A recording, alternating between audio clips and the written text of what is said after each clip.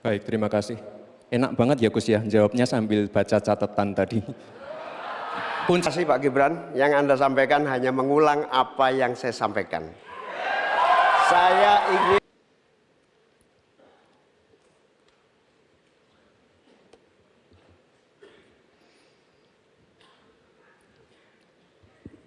pangan. Baik, terima kasih Bapak.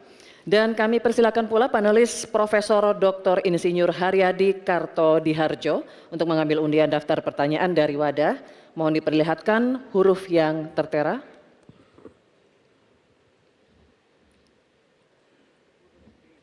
Huruf B. Terima kasih. Pangan huruf B.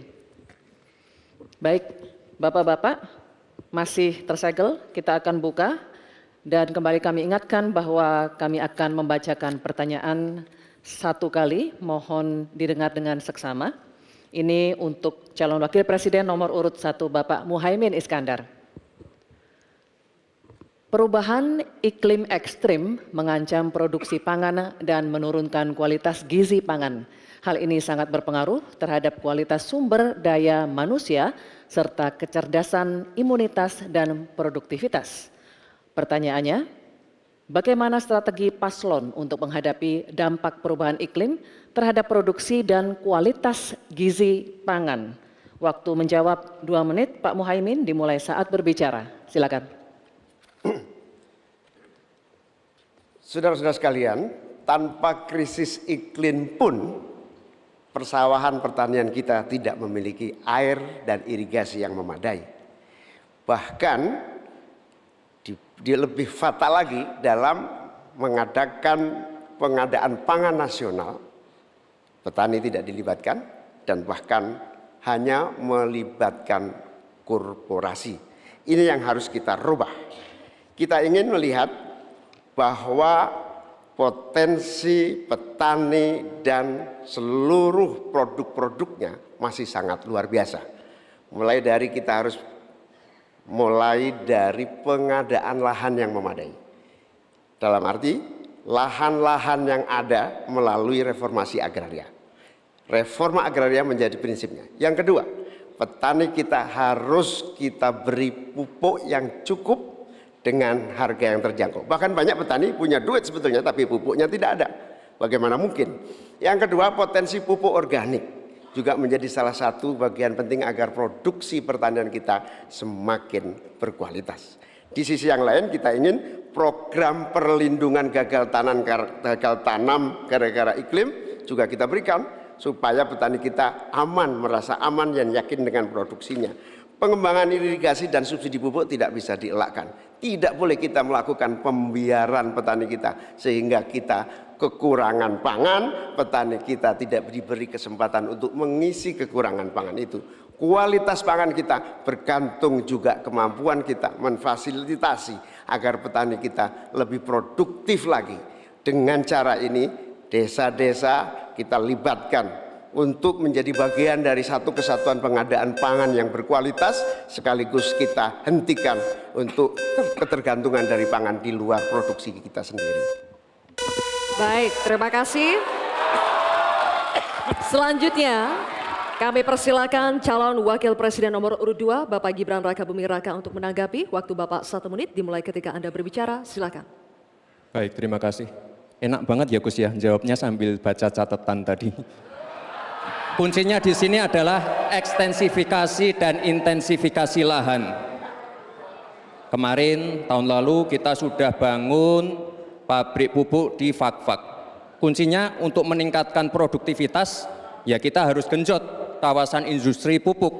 Kita dekatkan pupuknya dengan lahan-lahan pertaniannya. Kuncinya pupuk dan pupuk harus didekatkan dengan lahan-lahan pertanian. Otomatis produktivitas akan meningkat. Dan jangan lupa mekanisasi, kita ingin meningkatkan produktivitas para petani pakai RMU, pakai combine harvester, dan juga kita melibatkan generasi muda melalui smart farming, pakai IoT untuk melihat pH tanah, keasaman tanah, kesuburan tanah, dan juga penggunaan drone untuk penyemprotan pestisida. Terima kasih.